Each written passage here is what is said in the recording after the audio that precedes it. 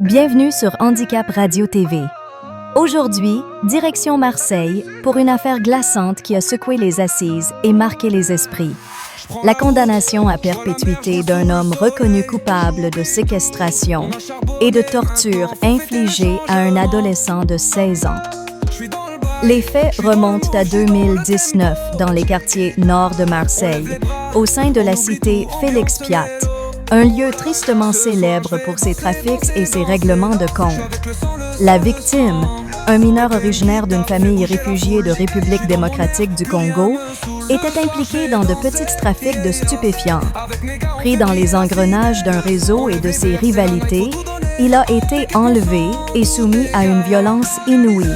Coups, humiliation, privation. Un calvaire de plusieurs jours qui s'est achevé dans des conditions insoutenables.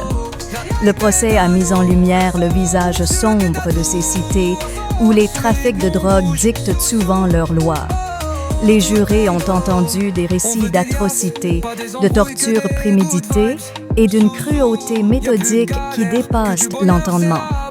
L'accusé principal, décrit comme un individu brutal, froid et sans remords, a nié en bloc ou minimisé son rôle, rejetant la faute sur d'autres protagonistes.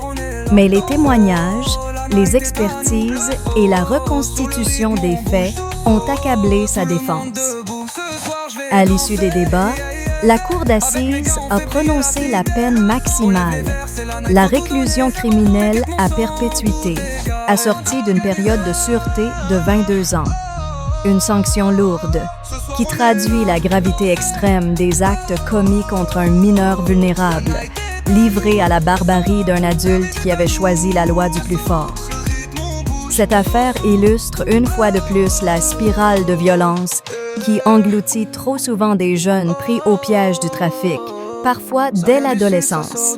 Derrière les chiffres, les règlements de compte et les articles de presse, il y a une réalité crue, celle d'enfants sacrifiés sur l'autel de la drogue et des bandes organisées.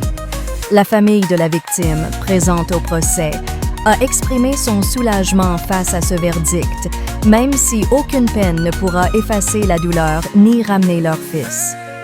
Pour eux, la justice a enfin reconnu l'ampleur du crime et donné une réponse à la hauteur de l'horreur vécue. Au-delà du tribunal, cette affaire interroge la société. Comment protéger les plus jeunes des griffes des réseaux mafieux? Comment éviter que des adolescents ne deviennent des proies faciles pour des adultes qui les exploitent et les détruisent? Des questions brûlantes qui résonnent bien au-delà de Marseille et qui touchent toutes les grandes villes confrontées à la criminalité organisée. Restez avec nous sur Handicap Radio-TV pour d'autres affaires marquantes, d'autres récits de justice et de société.